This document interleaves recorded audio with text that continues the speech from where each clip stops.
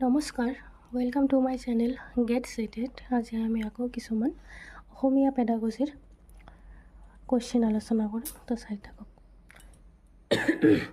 আমাৰ ফাৰ্ষ্ট কুৱেশ্যনটো হৈছে বিশিষ্ট ধ্বনিগত বানানৰ ফনেটিক স্পেলিং ব্যৱহাৰে শুদ্ধ বানান লিখিবলৈ শিকাৰ ক্ষমতা লেহেমীয়া কৰি তোলে। এইটো হৈছে আমাৰ কি এছাৰশ্যন আৰু এইটো হৈছে ৰিজন। যুক্তি দিয়া হৈছে। তো যুক্তিৰ কাৰণটো কি? যে কাৰণ শিশুৱে পৰম্পৰাগত বানানৰ পৰিৱৰ্তে নিজে উদ্ভাৱন কৰা বানান কৰিলে সিহঁতৰ বানান শুদ্ধকৈ লিখিব পৰাৰ ক্ষমতা লেহেমীয়া নহয়। তো ফাৰ্ষ্টটো কৈছে বিশিষ্ট ধ্বনিগত বানানৰ যিটো আছে ব্যৱহাৰে শুদ্ধ বানান লিখিবলৈ আমাক কি কৰে শিকাৰ ক্ষমতা লেহেমীয়া কৰে, অৰ্থাৎ শ্ল' কৰি দিয়ে। তো সেইটো আমাৰ কি শুদ্ধ নহয়। শিশুৱে পৰম্পৰাগতভাৱে যিবিলাক আমাৰ পৰম্পৰাগতভাৱে বানানৰ পৰিৱৰ্তে নিজে উদ্ভাৱন কৰে, ছামথিং ক্ৰিয়েট বাই হাৰ চেল্ফ অৰ হিমছেল্ফ, বানান কৰিলে সিহঁতৰ বানান শুদ্ধকৈ লিখিব পৰাৰ ক্ষমতা লেহেমীয়া নহয়, যিটো হৈছে আমাৰ শুদ্ধ কাৰণ। তো আমাৰ শুদ্ধ উত্তৰটো হৈছে 2A অশুদ্ধ আৰু R শুদ্ধ। নেক্সট কুৱেশ্যন, নতুন ভাষা এটা শিকোঁতে ভাষাটোৰ বৈশিষ্ট্যপূৰ্ণ উচ্চাৰণ নিয়মৰ কাৰণে বহুতো শিক্ষাৰ্থীয়ে আত্মবিশ্বাসৰ অভাৱ অনুভৱ কৰে। এই অসুবিধা দূৰ কৰাৰ এটা উপায় হৈছে অপশ্যন পৰামৰ্শদাতা বিশেষজ্ঞৰ সৈতে স্পীচৰ থেৰাপিৰ ব্যৱস্থা কৰি অনুশীলন কৰোৱা, ভুল হোৱাৰ লগে লগে সেইবোৰ শুধৰাই দিয়া, শ্ৰেণীকোঠাত ডাঙৰকৈ পঢ়িবলৈ দিয়া, শ্ৰেণীকোঠাত মৌখিক যোগাযোগৰ প্ৰয়োজন হোৱা, খেল কিছুমান দিব লাগে। যি কৈছে উচ্চাৰণৰ নিয়মৰ সৈতে আমাক কি কৈছে আত্মবিশ্বাসৰ অভাৱ। যেতিয়া আমি কিবা কওঁতে আমি ৰখি যাওঁ, কওঁতে যে আমাৰ অসুবিধা হয়, আমি অসুবিধাত পৰোঁ সেই ক্ষেত্ৰত। তো আমাৰ কাৰেক্ট অপশ্যনটো হৈছে শ্ৰেণীকোঠাত মৌখিক যোগাযোগৰ প্ৰয়োজন হোৱা, খেল কিছুমান দিব লাগে। নেক্সট কুৱেশ্যন, তৃতীয় মানৰ শিক্ষক এগৰাকীয়ে শিকাৰুক নতুন শব্দ সম্ভাৰ অৰ্থাৎ ভকাবুলাৰী চিনাকি কৰিবৰ কাৰণে তলত দিয়া কোনটো আটাইতকৈ ফলপ্ৰসূ উপায়?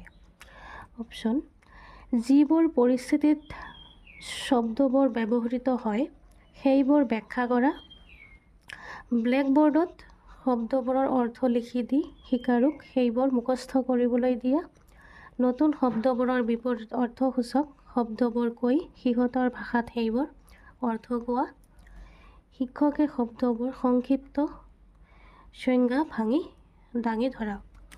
কাৰেক্ট অপশ্যনটো হৈছে আমাৰ এ অপশ্যন নম্বৰ 1, যিবোৰ পৰিস্থিতিত শব্দবোৰ ব্যৱহৃত হয় সেইবোৰ ব্যাখ্যা কৰা।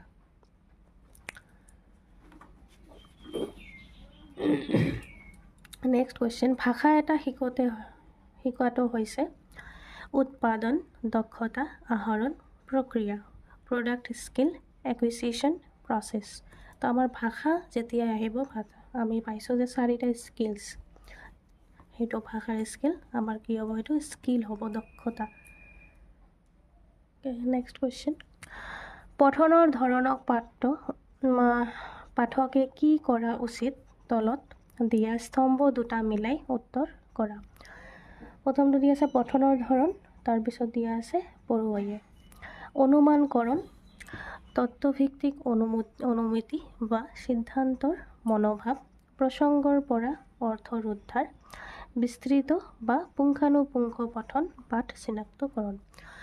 এইবিলাক যেতিয়া আমাৰ মিলাই দিয়াৰ উত্তৰবিলাক দিয়া হয় তেতিয়া আমাৰ কি কোনটো অপশ্যন তোমালোকৰ জনা আছে, এই 5টা অপশ্যনৰ ভিতৰত তোমালোকৰ যিটো একুৰেট নলেজ আছে সেইটো আগতে তোমালোকে মিলাই ল'বা। তো বিস্তৃত বা পুংখানুপুংখ পঠন, যিটো আমি 4টা স্কিলছ পাইছোঁ ৰেডি কৰ, সেইটো পুংখানু অৰ্থাৎ বিস্তৃত, যিটো আমাৰ কি হয় যে আমাৰ আমি এনজয়মেণ্টৰ কাৰণে, প্লেজাৰৰ কাৰণে আমি যিটো পঢ়োঁ সেইটো। তো অপশ্যনখিনি তোমালোকে চাই ল'বা কি দিয়া আছে, বহুত ডাঙৰকৈ দিয়া আছে। যেনেকুৱা ইয়াত মই অলৰেডি মিলাই দিয়া আছে। তো কাৰেক্ট অপশ্যনটো হৈছে আমাৰ কি 3, যে A5 যেটো আমাৰ অনুমানকৰণ আছে, অনুমানকৰণটো হৈছে 5। অনুমানকৰণ ছবি আৰু শিৰোনাম চাই ভিতৰৰ পাঠত কি আছে সেয়া তেওঁলোকে অনুমান কৰে। তথ্যভিত্তিক অনুমিতি বা সিদ্ধান্তৰ মনোভাৱ, সেইটো হৈছে কি আছে B1। লেখকে লিখাৰ ধৰণৰ পৰা লেখক কি অনুভৱ কৰে সেয়া তেওঁলোকে ঠিক কৰি লয়। C2 অচিনাকি বিধিবোৰ বুজি পাবৰ কাৰণে তেওঁলোকে পাঠৰ অংশ কিছুমান ব্যৱহাৰ কৰে। D4 পাঠ এটাত ভাষাৰ ব্যৱহাৰ কেনেদৰে কৰা হৈছে তেওঁলোকে তাত গুৰুত্ব দিয়ে। E3 গদ্যাংশ পাঠৰ শিৰোনাম পঢ়ি তেওঁলোকে তথ্য কিদৰে গঠন কৰা হৈছে সেয়া চাই এনাফ।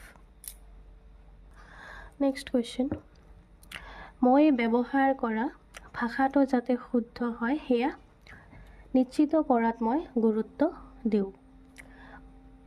উক্ত উদাহৰণটোৰ লগত ৰজিতা হোৱা কৌশলটো হৈছে অপশ্যন স্ব-নিৰীক্ষণ, অনুবাদকৰণ, মনত ৰখা, পুনৰীক্ষণ কৰা। কি কৈছে, মই ব্যৱহাৰ কৰা ভাষাটো যাতে শুদ্ধ হয় সেয়া নিশ্চিত কৰাত মই গুৰুত্ব দিওঁ। তো সেইটো কি স্ব-নিৰীক্ষণ, অনুবাদকৰণ, মনত ৰখা, পুনৰীক্ষণ।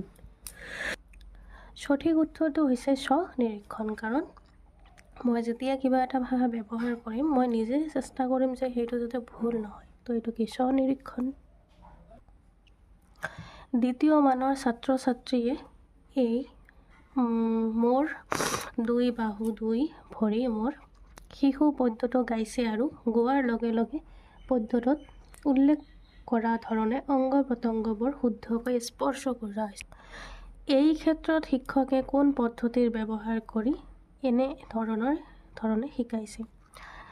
অপশ্যন সম্পূৰ্ণ শাৰীৰিক সঁহাৰি, সাৰগ্ৰাহী বা বৰ্ণিল, শ্ৰব্য ভাষিক, যোগাযোগমূলক ভাষা শিক্ষণ। কাৰেক্ট অপশ্যনটো হৈছে আমাৰ কি সম্পূৰ্ণ শাৰীৰিক সঁহাৰি। কাৰণ ছাত্ৰই চকু কৈছে যেতিয়া চকু দেখাই দিছে, ভৰি যেতিয়া কৈছে ভৰি দেখুৱাই দিছে, যেতিয়া মুখ কৈছে মুখ দেখুৱাই দিছে, সেইটো হৈছে আমাৰ কি কোনটো পদ্ধতি সম্পূৰ্ণ শাৰীৰিক সঁহাৰি। আমি কৈতো থাকিম কিন্তু আমি শাৰীৰিক যিটো আমাৰ অংগী ভংগী আছে সেইটোৰে আমি প্ৰকাশ কৰিম আকৌ। নেক্সট কুৱেশ্যনটো হৈছে শিক্ষকে ছাত্ৰ ছাত্ৰীসকলক কিছুমান গোটত ভাগ কৰি দিছে। এটা গোটে তেওঁলোকে আগদিনা শিকা পাঠ এটাত পোৱা শব্দ ভাণ্ডাৰৰ 5টাকৈ প্ৰশ্নোত্তৰ কৰিছে আৰু একে ধৰণে আন এটা গোটৰ সৈতে প্ৰশ্নোত্তৰবোৰ সাল সলনি কৰিছে। এই কাৰ্যটো হৈছে তলত দিয়া কোনটো উদাহৰণ? অপশ্যন গঠন মূল্যায়ন, সহপাঠী মূল্যায়ন, স্ব-মূল্যায়ন, ফিডবেক। সঠিক উত্তৰটো হৈছে আমাৰ সহপাঠী মূল্যায়ন। নেক্সট কুৱেশ্যন, মোৰ শিক্ষকে মোক কেতিয়াবা কাৰ্ড এখন দিয়ে। তেওঁ কাৰ্ডখনত শব্দ এটা বা চুটি বাক্য লিখি মোক দি অভিনয় কৰি তাৰ বিষয়ে বুজাবলৈ কয়। তাৰ পাছত আমাৰ শ্ৰেণীৰ বাকীবোৰ মোৰ অভিনয় বা অংগী ভংগীৰ পৰা সেই শব্দ বা বাক্যটো অনুভৱ কৰিব লাগে। এই খেলটো মই বৰ ভাল পাওঁ। ছাত্ৰগৰাকীৰ এই বাক্যটোৰ পৰা তেওঁৰ শিকন অগ্ৰাধিকাৰটো বাছি উলিওৱা।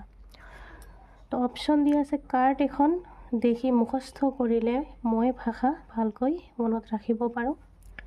মই সক্ৰিয়ভাৱে তথা গতিশীলতাৰে জড়িত হ'ব পাৰিলে ভাষা ভালকৈ মনত ৰাখিব পাৰোঁ। মই দেখা পালে ভাষা ভালকৈ মনত ৰাখিব পাৰোঁ। মই শুনা পালে ভাষা ভালকৈ মনত ৰাখিব পাৰোঁ।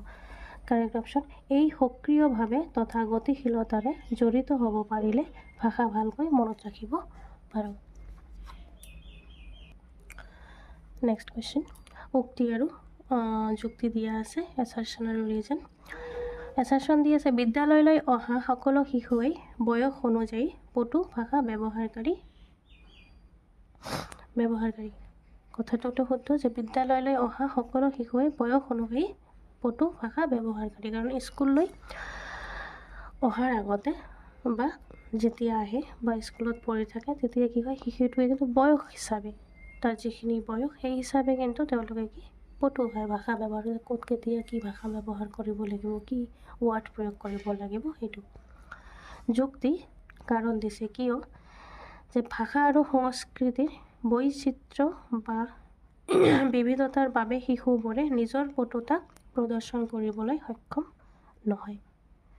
ভাষা আৰু সংস্কৃতিৰ বৈচিত্ৰ্য বা বিবিধতাৰ বাবে, যিহেতু ভাষা আৰু সংস্কৃতিৰ যিটো বৈচিত্ৰ্য মানে হৈছে বিভিন্ন ধৰণৰ আমাৰ ভাষা সংস্কৃতি তোমালোকে জানাই, তো সেইটোৰ কাৰণে সেইটো এটা বাধা বা বিভিন্ন ধৰণৰ ভাষাৰ ক্ষেত্ৰত বিভিন্ন ধৰণৰ কলা সংস্কৃতিৰ ক্ষেত্ৰত আমাৰ প্ৰদৰ্শন কৰিবলৈ সক্ষম নহয় শিশুবোৰে ভাষা প্ৰদৰ্শন কৰাত, তো সেইটো আমাৰ সঠিক উত্তৰ নহয়। তো কাৰেক্ট অপশ্যন এ শুদ্ধ আৰু অশুদ্ধ। কুৱেশ্যন পঞ্চম মানৰ ছাত্ৰ মনজিতে নিজৰ শিক্ষক বন্ধু আৰু 2 বছৰীয়া শিশু এটাৰ সৈতে কথা পাতোতে ভিন ভিন ধৰণে ভাষাৰ ব্যৱহাৰ কৰে, অৰ্থাৎ সামাজিক পৰিস্থিতি অনুযায়ী ভাষাৰ ব্যৱহাৰ মনজিতে জানে। মনজিতৰ ভাষা ব্যৱহাৰৰ এই কৌশলটো বা বৈশিষ্ট্যটো হৈছে অপশ্যন প্ৰয়োগবাদ বা বাস্তৱবাদ, কথন কাৰ্য, স্বাভাৱিকবাদ বা প্ৰকৃতিবাদ, শব্দাৰ্থ অধ্যয়ন, বিদ্যা। কাৰেক্ট অপশ্যন হৈছে আমাৰ প্ৰয়োগবাদ, কাৰণ প্ৰয়োগ কৰিব জানে ক'ত কেতিয়া কেনেকৈ ব্যৱহাৰ কৰিব লাগে সামাজিক পৰিস্থিতি অনুযায়ী, প্ৰয়োগবাদ বা বাস্তৱবাদ। এগৰাকী মাকে লক্ষ্য কৰিছে যে তেওঁৰ শিশুটিৰ কেতিয়াও ঘৰৰ ডাঙৰৰ মুখত বা সহোদৰৰ মুখত নুশুনা কথা কিছুমান কয়। মাকগৰাকী শিশুটিৰ এই কাৰ্যত বিমোৰত পৰিছে, কাৰণ তেওঁ বিশ্বাস কৰি আহিছিল যে শিশুৱে সদায় পৰিয়ালৰ মানুহ আৰু নিকট পৰিৱেশৰ অনুকৰণ কৰিহে ভাষা শিকে। মাকগৰাকীৰ এই ধাৰণাটো হৈছে গঠনবাদ, বহুভাষিকতা, দেশীভাষী, আচৰণবাদ।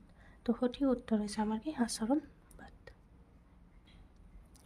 নেক্সট কুৱেশ্যন তলত দিয়া কোন ধৰণৰ নৈপুণ্য বা দক্ষতা শিশুৱে আনুষ্ঠানিক পথ নিৰ্দেশ আৰম্ভ কৰাৰ আগতেই বিকশিত হয় আৰু পৰৱৰ্তী বৌদ্ধিক দক্ষতাৰ ভেটি নিৰ্মাণ কৰে।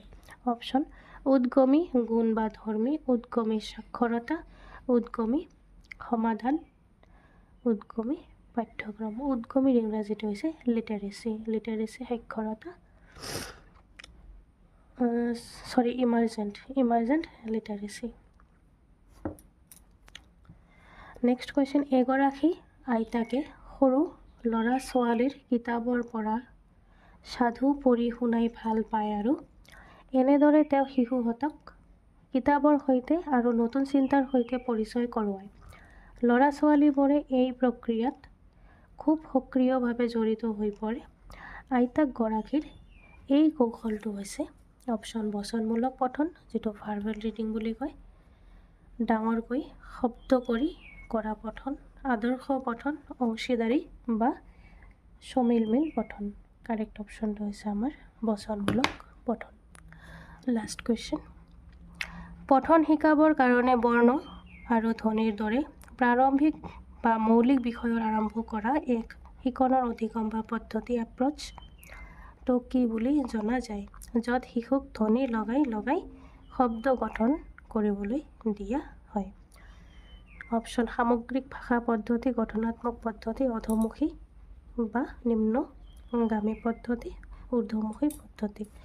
আমাৰ সঠিক উত্তৰটো হৈছে আমাৰ কি ঊৰ্ধ্বমুখী পদ্ধতি। শব্দ লগাই লগাই ধ্বনি বৰ্ণ ধ্বনিৰ দৰে প্ৰাৰম্ভিকৰ পৰা ষ্টাৰ্ট হয়, সেইটো হৈছে আমাৰ কি ঊৰ্ধ্বমুখী পদ্ধতি।